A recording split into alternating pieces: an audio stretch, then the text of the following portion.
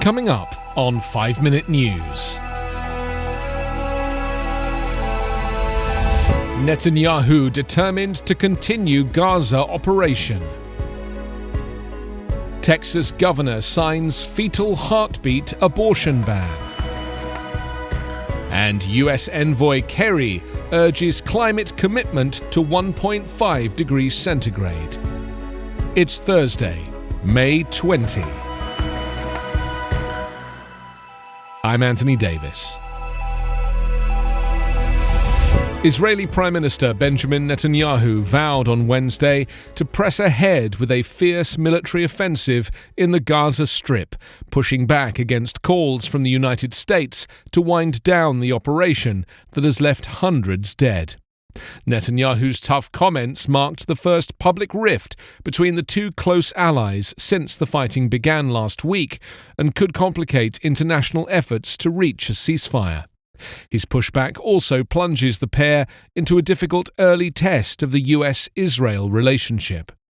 Despite President Biden putting the Israeli leader on notice in a telephone call that it was time to lower the intensity of the conflict, Israel continued to pound Hamas targets in Gaza with airstrikes, while Palestinian militants bombarded Israel with rocket fire throughout the day. In another sign of potential escalation, militants in Lebanon fired a rocket barrage into northern Israel. After a visit to military headquarters, Netanyahu said he appreciated the support of the American president, but he said Israel would push ahead to return calm and security to Israeli citizens. He said he was determined to continue this operation until its aim is met.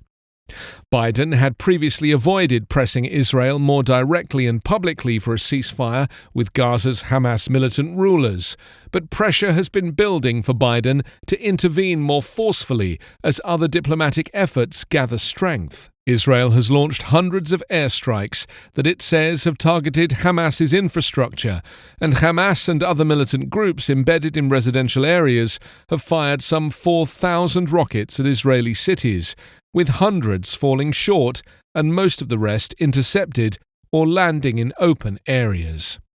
At least 227 Palestinians have been killed, including 64 children. 12 people in Israel have died, including a 5-year-old boy and 16-year-old girl.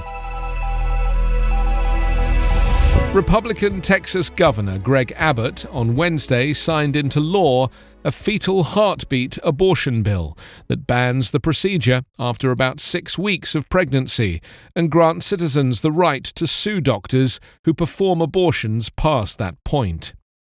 The new law is part of a wave of similar heartbeat abortion bans passed in Republican-led states. Lawmakers who support such legislation have said it's intended to lead an overturn of Roe v. Wade, the U.S. Supreme Court's 1973 landmark ruling that guaranteed a woman's right to end her pregnancy. The High Court this week opened the door for such an overturn, or at least a narrowing of Roe v. Wade, by agreeing to review Mississippi's bid to ban abortions after 15 weeks. The Texas law bans abortion once the rhythmic contracting of fetal cardiac tissue can be detected, often at 6 weeks, sometimes before a woman realizes she is even pregnant. The measure makes an exception for abortions in cases of medical emergencies. Currently, a fetus that is viable outside the womb at around 24 weeks into pregnancy is widely considered the threshold at which abortion can be prohibited in the United States.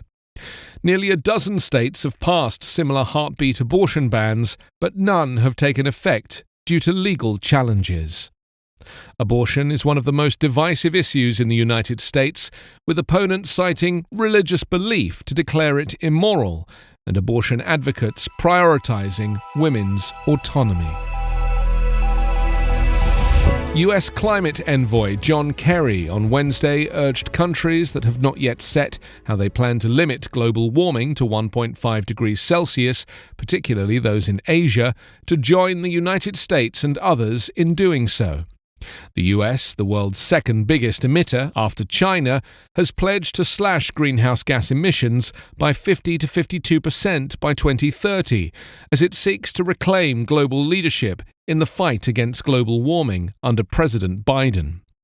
Enhanced commitments from Japan and Canada last month at a summit organised by Biden, together with prior targets from the European Union and Britain, have meant 55% of the world's economies had publicly committed to actions to achieve the 1.5 degrees Celsius above pre-industrial times goal. Though the threat from the climate crisis is an existential one, I think there is still reason to be optimistic.